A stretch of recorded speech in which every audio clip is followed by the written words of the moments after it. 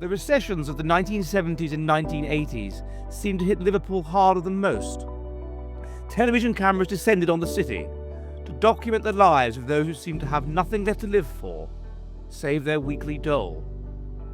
Soap operas like Brookside and sitcoms like Bread, one of the biggest sitcoms of the 1980s, set among the kitchen sinks of Merseyside, showed the characters desperately trying to keep their lives from falling into poverty, aspiring to a better life in a world of uncertain employment, crime, drugs, and infidelity.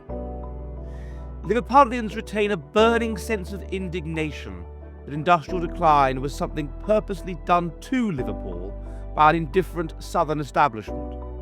The hatred manifests itself repeatedly as fans of the Liverpool Football Club take pride in booing their own national anthem, and the city's denizens took part in periodic orgies of malevolent glee at the deaths of Queen Elizabeth and Margaret Thatcher. Ladies and gentlemen, we will now observe a period of silence to mark the recent passing of Her Majesty the Queen. This will start and end on the referee's whistle.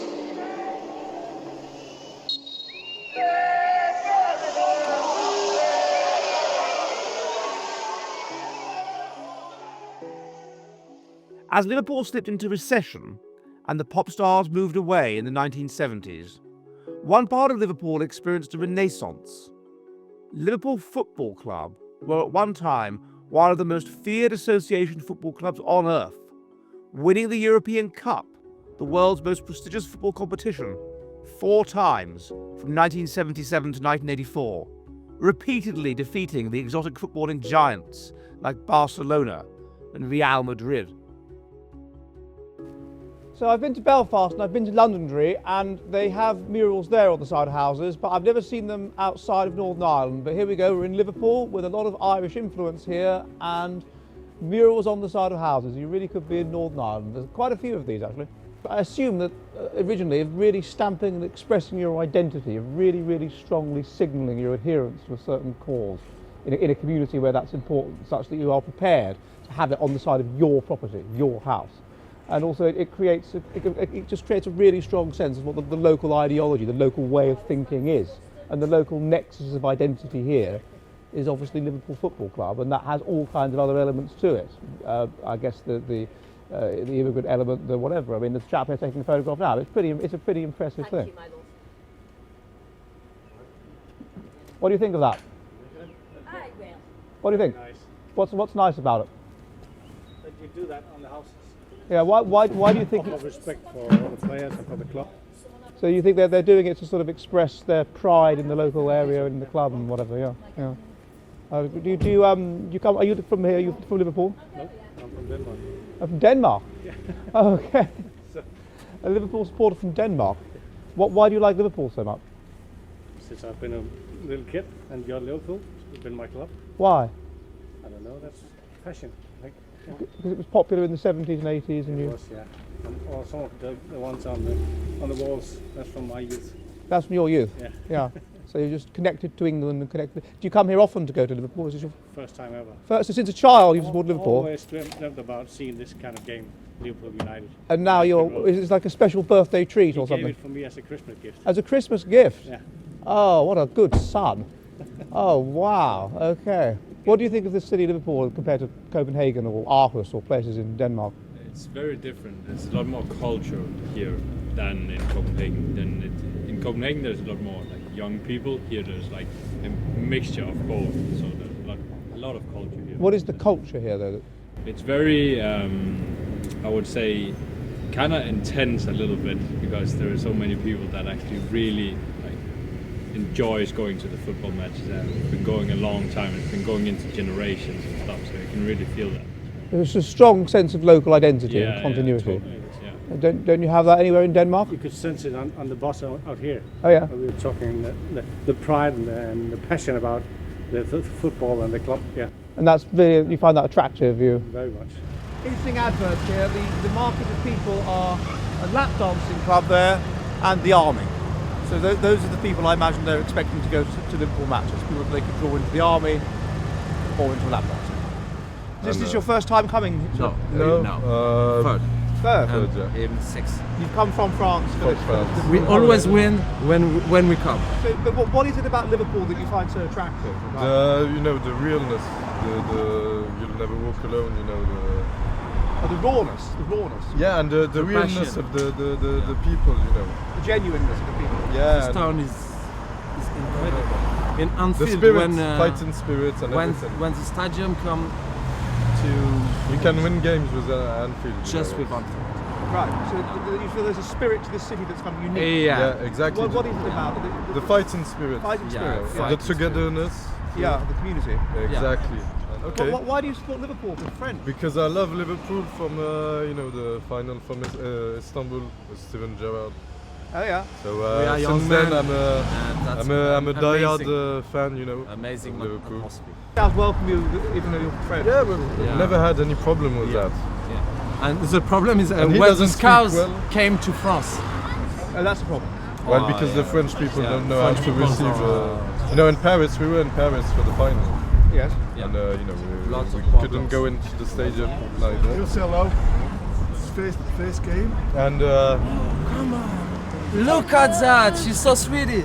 It's first game. First game. It's my First first game. game. Yeah. I hope Next first Liverpool win. What TV are we on? Bye I bye. don't know, it's the Mister that. Hi. Lennon, come here. His name's Lennon, after John Lennon. This Oh, is great. Okay. Are you from Liverpool yourself? Yeah. How do you feel Liverpool is like different? well, Okay, good too. thank you. How do you feel Liverpool is like different from other places in the UK? It's different. It's the people. Yeah.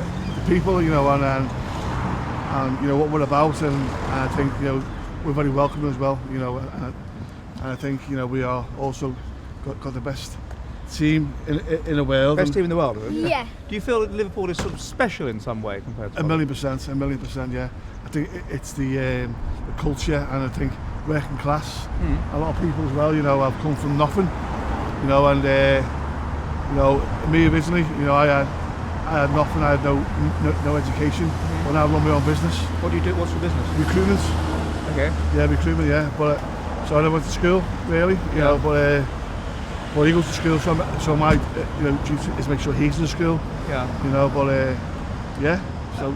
And how do you feel that outsiders sort of care about Liverpool, or do you feel it's No. something? Why do you feel, what do you feel about that? Why do you feel that? I think we're, even though we are part of the UK and England, I think that people think that we're, some of them are very envious of us, you know, of the kind of people that we are, in a way that we're all together. Even though there's problems in Liverpool, you know, with a lot of crime, but that's the same all over the country. But I think, you know, you can't buy what we've got, which is a big heart. I think we're all full of heart. And how do you feel? Do you feel Liverpool has changed much in your lifetime? How do you feel it's changed? We haven't changed. It's the Do you change. feel the city has changed? No, I think the culture's changed. How's the culture changed? So the whole country's changed, Oh yeah. but Liverpool's not changed now. No. So what is it about Liverpool that keeps it going? That it doesn't change? It's heart. It's heart. Yeah. And it's people. And what's behind that? Irish immigration or No, no. mixture or? No, it's just who we are, isn't it? You know, and what we believe in and our morals and. What do you know, believe? What I believe. That picture there. So that sort of spirit of excitement and that animation that keeps you going. I hope you enjoy your first match. And his name's Lennon, by the way. Lennon. After John Lennon. John Lennon. I hope you enjoy your first match, Lennon. High five. I hope they win. High five. I hope they win. Cheers, boys. Up the Reds. Good luck. Nice one. I'll be able to tell you, by the way. What do you think of the people here? Are they Class. class? How are they class? Down to earth. Yeah. Do you think Liverpool is England's most Irish city? Probably because of the docks and the family and everybody moved. That's the closest The docks with, you know, the Irish family and everything probably were. So do you think that there's an Irish influence on the mentality? Yeah.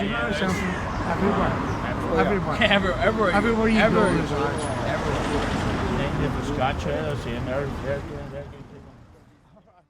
People forget about the importance of football to working class culture. In the old days, you didn't have anything else. You didn't have any telly, you didn't have any radio, you didn't have anything else to entertain you. You just had the pub, and you had football. It was absolutely central, and this is, you can still see this feeling of treasuring football here. The one guy pointed to the mural and said that this is the essence of what he believes. It's his culture, it's working class British culture.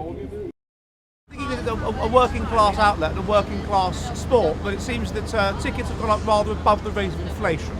In 1990, I remember the tickets to see Wimbledon were £8 for adults and £4 for children. That was the first division team, top tier at the time.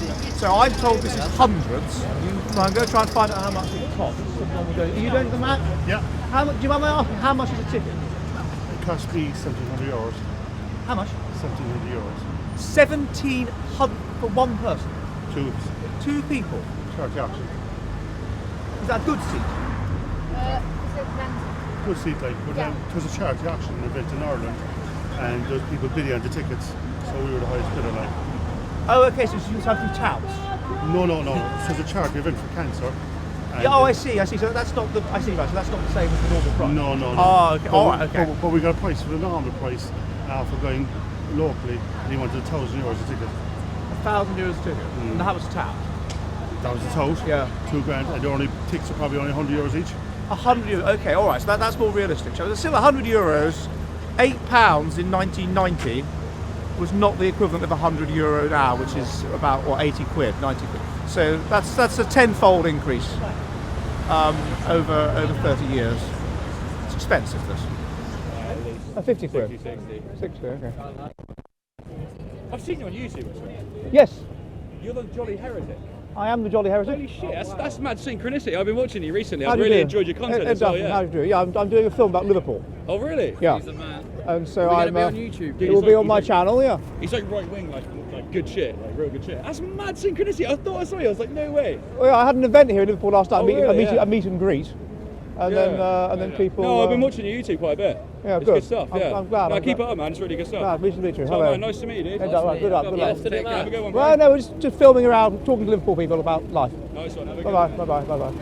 So I've met a fan, chaps, here in Liverpool. Well, I had them here last night. We had a meet and greet, but a random fan. There you go. Recognised in the street and all that. Gosh.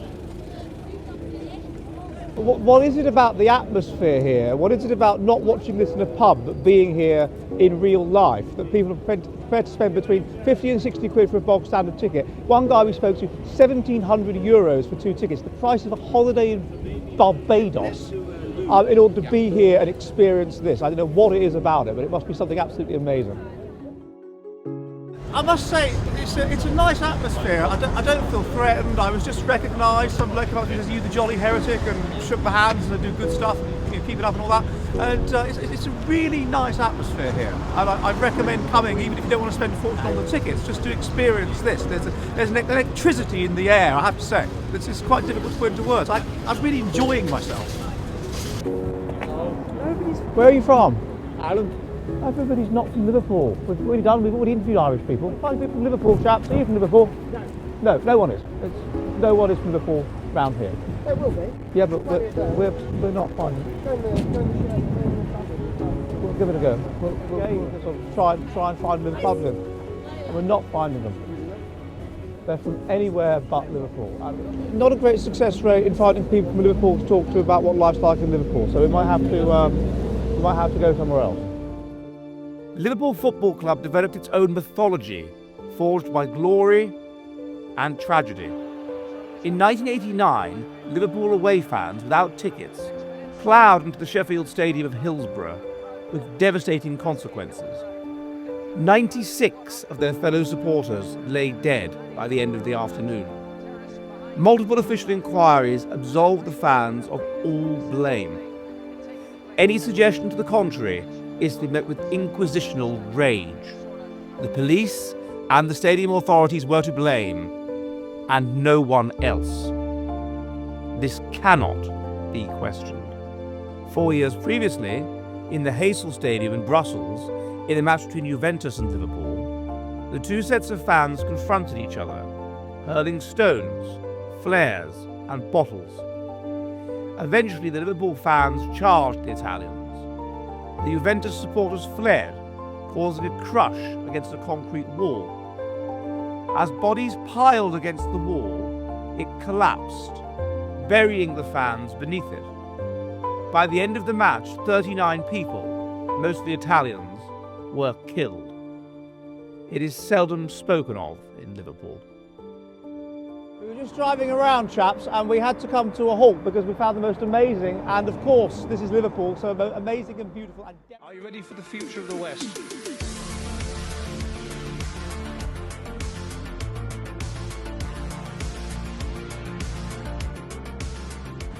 Right, so I just kick it up, right? With my knee or my foot. Knee or foot?